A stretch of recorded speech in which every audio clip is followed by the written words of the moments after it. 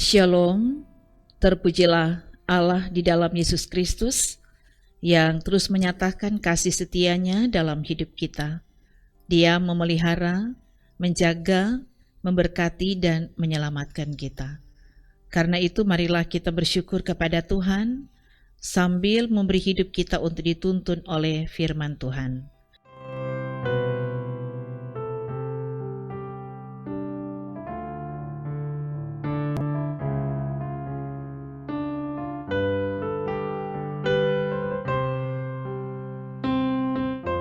Sebelum itu mari berdoa.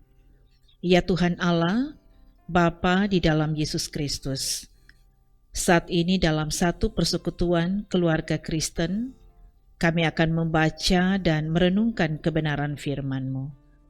Engkau karuniakan kepada kami hikmat dan pengertian, supaya kami mengerti memahami setiap perkataan firman.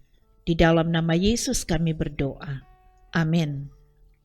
Saudara-saudara, bacaan firman di hari ini, Markus pasal 1 ayat 4. Markus pasal 1 ayat 4 katakan, demikianlah Yohanes Pembaptis tampil di padang gurun dan menyerukan, bertobatlah dan berilah dirimu dibaptis, dan Allah akan mengampuni dosamu.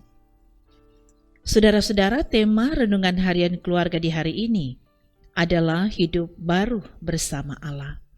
Saudara-saudaraku yang kekasih di dalam Tuhan, Yohanes Pembaptis datang untuk mempersiapkan jalan bagi Tuhan.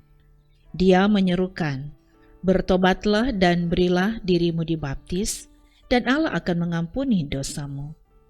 Seruan ini disampaikan kepada umat Tuhan, supaya bertobat dan kembali hidup dalam kebenaran. Sebab memang semua manusia telah berbuat dosa, sebagaimana juga yang ditulis dalam Roma pasal 3 ayat 23. Karena semua orang telah berbuat dosa dan telah kehilangan kemuliaan Allah. Semua orang telah berdosa, saudara dan saya, dalam pikiran, perkataan, dan perbuatan. Semua orang pernah jatuh dalam dosa. Karena memang di dunia ini tidak ada manusia yang sempurna. Dan upah dosa adalah maut, hukuman atau kebinasaan. Karena memang firman berkata dalam Roma 6 ayat 23a, sebab upah dosa adalah maut. Maut menunjuk pada kematian atau kebinasaan kekal. Sebab itu melalui Yohanes, berita ini disampaikan. Tujuannya adalah supaya setiap orang berbalik dari jalannya yang penuh dosa dan beralih pada jalan hidup yang benar. Tujuannya supaya terjadi pertobatan dan pembaharuan hidup. Bertobat dari bahasa Yunani metanoia, artinya perubahan pikiran. Sebagai tanda seseorang mau bertobat, yaitu memberi diri dibaptis. Selanjutnya mengambil keputusan untuk berjalan pada jalan kebenaran yang ditentukan oleh Tuhan, yang adalah sumber pengampunan dan keselamatan. Itulah hidup baru yang sesungguhnya. Hidup yang benar-benar di dalam Tuhan, dituntun dan dikendalikan Tuhan. Saudara-saudaraku yang kekasih, tidak ada kata terlambat untuk bertobat.